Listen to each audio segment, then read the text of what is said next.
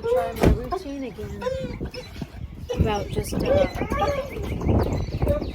to ignore the dogs, getting home. There's Ozzy. There's Lucia's trying to jump. Uh-oh. Let me see Oz. Okay, a little bit better. Papa. Come on up. Come on, Toots. Come on, Dolce. Come on, Toots.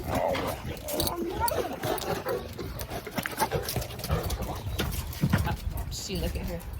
Too much excitement. Just gonna totally ignore Lucia. Lucia's the gray brindle Cane Corso puppy, although she doesn't look like a puppy. She's so tall. She's only 7 months. Come, Lucia. Come. Oh, they're just going pee. Hey, Tux. Hello, Tux. Tux is the pit lab.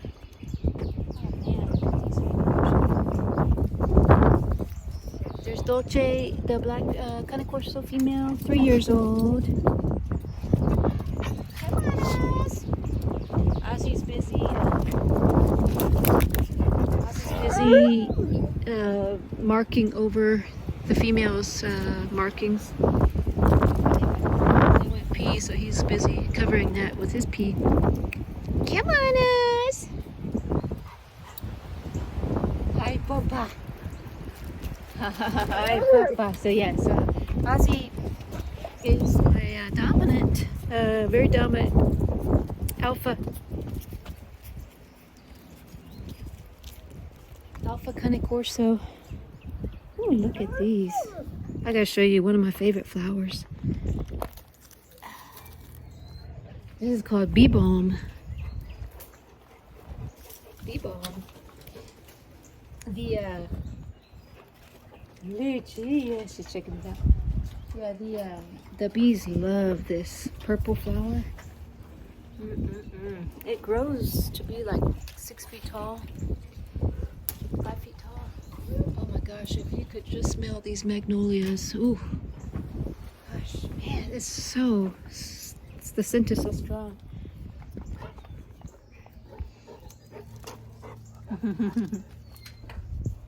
What's that, Lucia?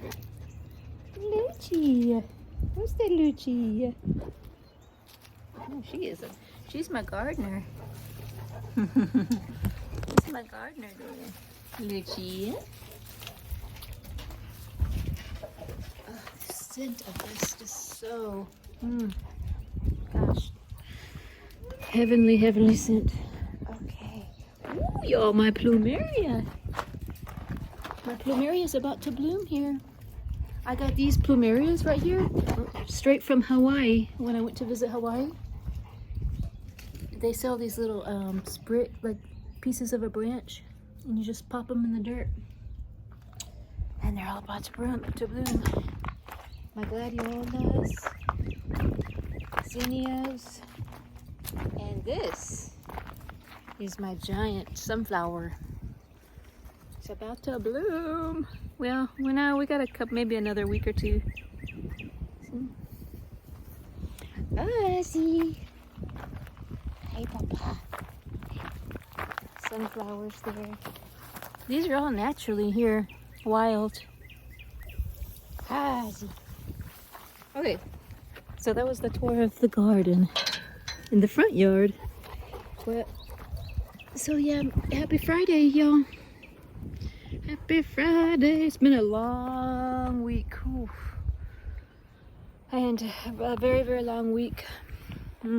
I've been so tired this week because lots of stuff going on. But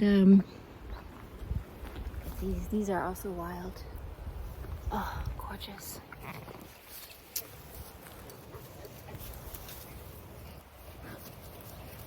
Lots of stuff going on. But you know, the time I come home to spend with my dogs is my refuge, and I know y'all probably feel the same about your dogs, and I can't imagine, you know, sorry, I can't imagine ever not having a dog again. There was a time when I was, you know, when I was, sorry, when I didn't have a dog and I was just a cat person, you know, I moved around a lot more, and it wasn't as easy to have a dog, so I had cats, and I was happy with that, but dogs really change your lifestyle. Look at these, are beautiful too. Those are the two girls. My two female Cane Corso. They're about 3 years apart. There's Ozzy. Yeah, so then I had the one dog. A lot of you who have been following the channel for longer and kind of know the history of how my pack started, the development of my pack. I started with Tux, the black pit lab mix. So I had an apartment when I just had a cat, had an apartment, and it got broken into, and shortly after that I moved into a house, the first house I bought in San Antonio, so I said, if I'm moving into a house and now I have a big yard, so I want a dog for protection. And so I went to the pound and I got looking for a pit bull because I love pit bulls, and I saw Tux, and you know, they told me he's pit mix, probably mixed with lab. And so Dolce eating her salad. So yeah, so I got Tux, and he had severe separation anxiety. And, you know, I don't know what his history was or anything, but, you know, he was kind of nervous, you know, he was from the pound, so that could, you know, who knows? A lot of times they're like that just from being in a pound, but every time I would go to work, I'd get a call from the neighbors and say, hey, your dog's loose again. And no matter how I fortified the fence, chicken wire all around it, everything, he was an escape artist. Yeah, we're talking about you, Tux. He would always get out, and you know, he would be panting and whining and everything when I would get ready to go to work. So I thought to myself, what if I get him a companion dog so that maybe that'll help with his separation anxiety? And so I was debating, should I get another dog from the pound? But the other thing about Tux is that he wasn't the best guard dog at the time. And in his defense, he was probably still settling into his new environment, so he wasn't as protective of his new environment. You know, he wasn't really settled. And so, but I did notice that he was pretty, you know, with strangers, he wasn't as protective. He would roll over for a stranger. So I knew I wanted another dog to, you know, hopefully would help with his separation anxiety. So I was looking for more of a protective dog. And so through all of my research, you know, the Cane Corso kept coming up, and I knew I wanted a dog that didn't have very high energy, like a German Shepherd or whatnot. So moderate energy level, excellent protector, someone that, you know, looks kind of formidable, a dog that looks even as more of a visual deterrent as well as being a real deterrent. Yeah, Cane Corso kept coming up. And then I was between Cane Corso and Presa Canario and Dogo Argentino. Those three were my top choices. And oh, she's so beautiful. There's Oz, man. Hey, Papa. So amongst those three choices, Dogo Argentino and Presa Canario,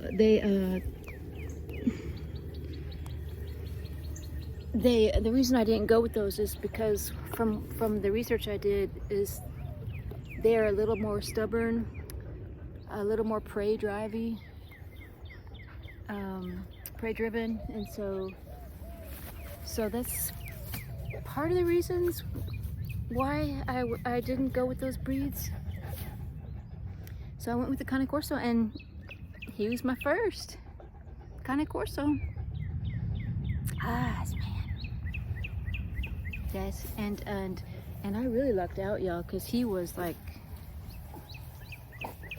he's like the ideal Cane Corso. Just a dream of a dream Cane Corso. Beautiful specimen. And so then I was absolutely hooked on the breed. Absolutely hooked on the breed. Look at Dolce. I was like blown away by the breed. I mean, and that's not to say that it wasn't work and adjusting to how different it is. As far as, you know, it's not easy to raise one, especially for a first-time owner. There's a lot of adjustments that you have to make. You have to be a lot more direct and a lot, you know, very confident in the things that I had to kind of learn along the way. You know, very firm in your corrections and everything like that. They love this long grass. That's part of why I don't. Oh, she's got the zoomies. Part of why I don't always trim the grass too short, because it's like hay. When they lay on it, it's like hay. Hay, hay. But yeah, so that's kind of the story of how I first got the Cane Corso. And then it was just Ozzy and Tux. And yes, getting Ozzy did absolutely help with Tux's anxiety. I could then leave them both. I could leave them both at home, go to work. The neighbors stopped calling. Tux stopped escaping. Because, you know, my guess is he felt secure with this big old dog in his pack. Ozzy quickly developed into the alpha.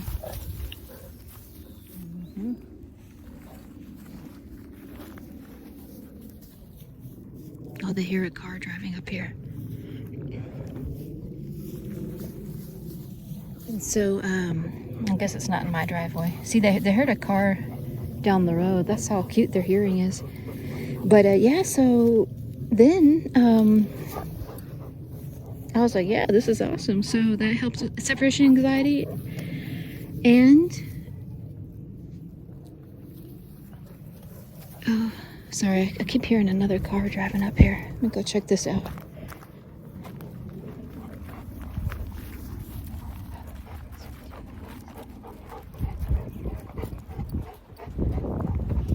Maybe it's not my driveway. And so then what ended up happening was Ozzy outgrew Tux, and Tux stopped playing with him because he quickly figured out that Ozzy's out of his league. He plays too rough. And so then I started feeling kind of guilty about just leaving Ozzy and Tux, because Ozzy didn't have a playmate either. They were just kind of avoiding each other, you know, still, you know, not aggressive or anything with each other at all, but they weren't really mingling or anything. It was like having two separate dogs, always separate, you know. So then I said, I want to get another Cane Corso because I love the breed, and I want Ozzy to have someone that matches his you know, play level and everything. And I wanted another male, and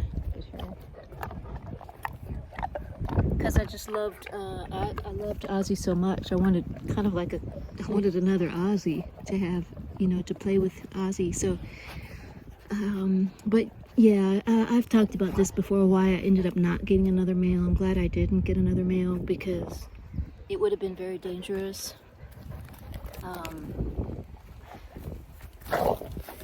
But not impossible. You know, I know several people who have more than one male, and it's fine. But for me, my lifestyle being that I wasn't going to be home 24/7, and I just didn't want to take on the risk of a dog fight between two males. And so I ended up taking the advice of several of the breeders and people that know the breed well, and so I got another female, and that's when I got Dolce. And so then I had the pack of 3, and most recently I got Lucia about only 4 months ago is when I got Lucia.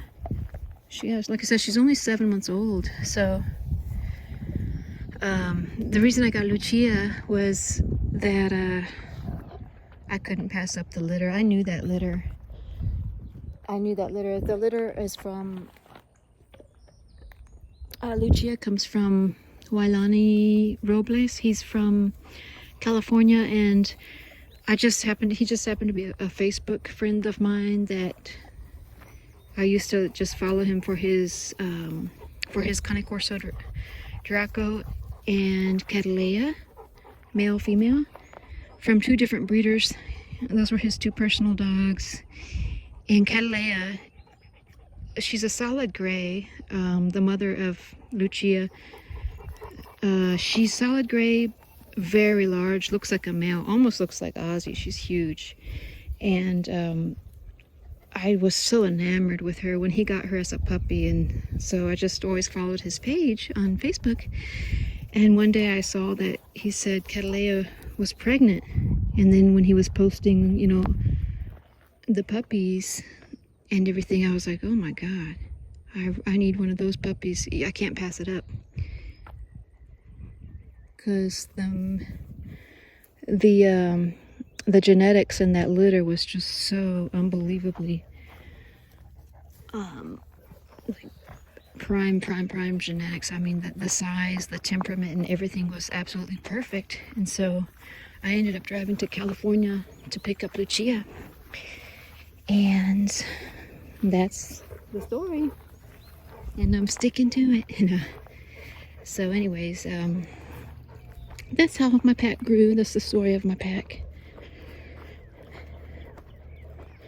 And so I'm pretty much maxed out. I don't think I could take on another dog at this time, especially being one person. But ironically enough, you know, it's almost easier having more than one dog, because like I said, it pretty much alleviates separation anxiety